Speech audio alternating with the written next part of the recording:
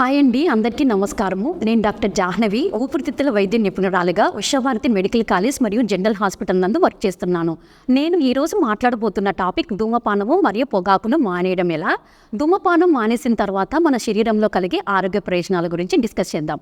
First of all, ఈ ధూమపానము పొగాకు అనేది ఈ రోజుల్లో చాలా మందికి ఒక శారీరక వ్యసనము మరియు ఒక మానసిక అలవాటుగా తయారైంది. చాలామంది సినిమాలు, టీవీలు, కుటుంబ సభ్యులు, స్నేహితులు, సన్నిహితుల ప్రభావం వలన చిన్నతనం నుంచే ఈ ధూమపానానికి గురవుతున్నారు. అయితే తొలుత చాలామంది సరదాగా స్టార్ట్ చేస్తారు, కానీ కాలక్రమేణా వారికి తెలియకుండానే వారు దానికి బానిసలు అవుతున్నారు. దీనికి కారణం మెయిన్ ఏంటంటే సిగరెట్ల నుంచి ఉత్పత్తి అయ్యే నికోటిన్ అనే పదార్థం. ఇది ఏం చేస్తుందంటే మన మెదడు మీద ప్రభావం చూపి డోపమైన్ అనే హార్మోన్ లెవెల్స్ని ఇంక్రీజ్ చేస్తుంది. సో తద్వారా ఏమవుతుందంటే మన బాడీలో వాళ్ళకు ఒక తెలియకనేటువంటి తాత్కాలికమైనటువంటి ఒక వ్యసనాత్మక ఉత్తేజాన్ని కలుగచేస్తుంది. సో దానివల్ల వాళ్ళు పదే పదే ధూమపానం చేయాలనే కోరిక వాళ్ళకు బలంగా కలుగుతూ ఉంటుంది.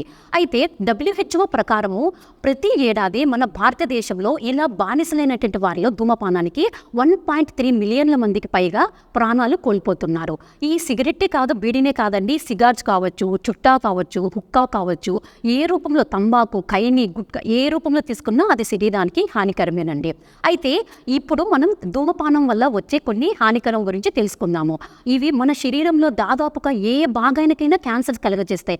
సపోజ్ ఉదాహరణకి నోటి క్యాన్సర్ కావచ్చు, గొంతు క్యాన్సర్ కావచ్చు, అన్నవాహిక క్యాన్సర్స్, ఊపిరితిత్తుల క్యాన్సర్స్, మూత్రపిండాల క్యాన్సర్స్, మూత్రాశయం క్యాన్సర్స్, స్టొమక్ క్యాన్సర్స్, అలాగే స్టొమక్లో అల్సర్స్ రావడము, గుండె జబ్బులు, తర్వాత స్ట్రోక్ రావడము, కాళ్ళలో చేతుల్లో గ్యాంగ్రీన్ అంటే చేతులు నల్లగా అయిపోవడము, ఇలాంటివి చాలా నష్టాలు కలుగజేస్తుందండి ఈ స్మోకింగ్. సో ఇవన్నీ చాలా మందికి తెలుసు, ఈ స్మోకింగ్ వల్ల వచ్చే నష్టాలు చాలా మందికి తెలుసు, కానీ వాళ్ళు మానలేకపోతున్నారు. దానికి కారణం వీళ్ళు అడిక్ట్ అయిపోవడం అనమాట. సో మనం కింద కొన్ని టిప్స్ గురించి మాట్లాడుకుందాం. దీని ద్వారా వాళ్ళు ధూమపానం నుంచి బయటపడడానికి హెల్ప్ అవుతుంది. ఫస్ట్ ఆఫ్ ఆల్, మీరు నిర్ణయించుకోండి, ఈ ధూమపానాన్ని మానేయాలనేది మీరు దృఢ సంకల్పంతో నిర్ణయించుకోండి. తర్వాత మీకు ఇష్టమైనటువంటి పర్సన్స్, అది కుటుంబ సభ్యులు కావచ్చు, స్నేహితులు కావచ్చు, వాళ్ళకు తెలియచేయండి, నేను ఈ ధూమపానాన్ని మానేస్తున్నాను అని తెలియచేయండి. తద్వారా ఎప్పుడన్నా మీకు పొగాకు చేయాలని కోరిక కలిగినప్పుడు వాళ్ళు చేయొద్దు అని హెచ్చరిస్తారు లేదా సపోర్టివ్గా ఉంటారు. అలాగే మీకు ఇష్టమైనటువంటి ఒక డేట్ని ఫిక్స్ చేసుకోండి. ఏ రోజు నుంచి నేను మానేయాలి, ఎన్ని రోజులు మానేయాలని ఒక డేట్ని ఫిక్స్ చేసుకోండి. అదే పోస్ట్ పోన్ చేసుకోకుండా ట్రై చేయండి మానేయడానికి. సో ఈ ధూమపానం మానేసిన తర్వాత అసలు ఎటువంటి ఆరోగ్య ప్రయోజనాలు కలుగుతాయి. మీరు ధూమపానం మానేసిన 20 నిమిషాల్లోనే హార్ట్ రేటు మరియు బ్లడ్ ప్రెషర్ మనకు తగ్గిపోతుంది. అండ్ ఇంకోటి ఏంటంటే 12 గంటల్లోనే మన బాడీలో ఉన్నటువంటి కార్బన్ మోనాక్సైడ్ లెవెల్స్ తగ్గిపోతుంది. 2 నుంచి 12 వారాల లోపల రక్త ప్రసరణ మెరుగుపడుతుంది. అలాగే ఊపిరితిత్తులు పనిచేసే సామర్థ్యం కూడా పెరుగుతుంది. 1 నుంచి 9 నెలల లోపల శ్వాసకు సంబంధించిన ఏమైనా ఇబ్బందులు కానీ, దగ్గు కానీ ఇట్లా ఏదన్నా ఉంటే చాలా వరకు తగ్గిపోతాయండి. సంవత్సరం తర్వాత మీకు గుండె జబ్బులు, స్మోకింగ్ వల్ల వచ్చే గుండె జబ్బులు కూడా ఆల్మోస్ట్ సగానికి రిస్క్ తగ్గిపోతుంది. 5 ఇయర్స్ తర్వాత స్ట్రోక్ వచ్చే రిస్క్ కూడా దాదాపు బాగా తగ్గిపోతుంది. 10 ఇయర్స్కి మీరు ధూమపానం మానేసిన ఒక 10 సంవత్సరాలకి ఆల్మోస్ట్ మీకు లంగ్ క్యాన్సర్స్ వచ్చే ఉప్పు కూడా బాగా తగ్గిపోతుందండి. సో ఇప్పుడు ఏంటంటే మనం ధూమపానం నుంచి దూరంగా ఉండటానికి ఎటువంటి చర్యలు పాటించాలి. ఫస్ట్ ఆఫ్ ఆల్, మీకు ఏదన్నా తాగాలి అనిపించినప్పుడు ధూమపానాన్ని మీరు ప్రత్యామ్నాయాలు ఉంటాయి కదా, చూయింగ్ గమ్స్ కానీ లేకపోతే చాక్లెట్లు తినడం కానీ ఇలాంటివి చేయొచ్చు. ఫస్ట్ ఆఫ్ ఆల్ బిజీగా ఉండటానికి ట్రై చేయండి.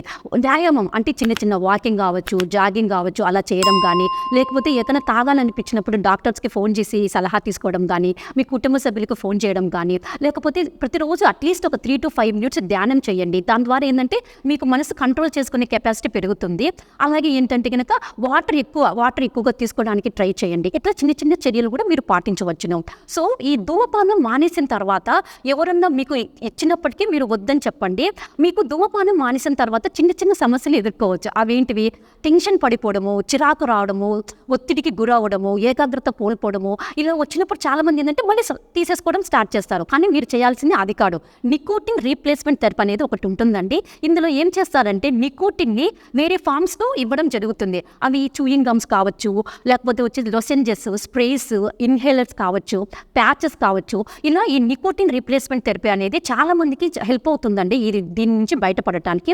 అలాగే కొన్ని మెడికేషన్స్ కూడా అవైలబుల్ ఉన్నాయి. వెర్నిక్టైన్, బిప్రోపయాన్, ఈ డ్రగ్స్ కూడా మీరు ధూమపానము, పొగాకు నుంచి బయటపడటానికి చాలా హెల్ప్ అవుతాయండి. సో ఇది మీరు ఇది తీసుకుంటారని బాగా కోరుకుంటున్నాం మేము. ఇంకో ఇంకోటి ఏంటంటే మన గవర్నమెంట్ కూడా ప్రతి సంవత్సరం ఏంటంటే మే 31న వరల్డ్ నో టొబాకో డే అంటే పొగాకుకు వ్యతిరేక దినంగా నిర్వహించడం జరుగుతుంది.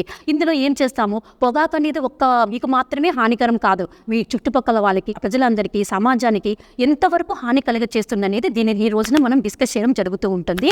ఇంకోటి ఏంటంటే మీరు స్మోకింగ్ చేసే వాళ్ళు గుర్తుపెట్టుకోవాల్సిందంటే మీ యొక్క ఆరోగ్యమే పాడవట్లేదు, చుట్టుపక్కల మీ కుటుంబ సభ్యులు కావచ్చు, సమాజానికి చాలా వరకు మీకు సెకండ్ హ్యాండ్ స్మోక్ అంటారు దీన్ని, పొగ పీల్చుకోవడం వలన పక్కన వాళ్ళు చేయనప్పటికీ పక్క వాళ్ళకు కూడా మనకు రిస్క్లు, క్యాన్సర్స్ వచ్చే అవకాశం కూడా ఎక్కువ ఉంటుంది. సో ఇది మీరు గుర్తుంచుకొని ఈ ధూమపానం నుంచి తొందరలో బయటపడాలని నేను మనస్ఫూర్తిగా కోరుకుంటున్నాను. అలాగే ఆర్థికంగా ఆరోగ్యంగా ఉంటారని కూడా మనస్ఫూర్తిగా కోరుకుంటున్నాను.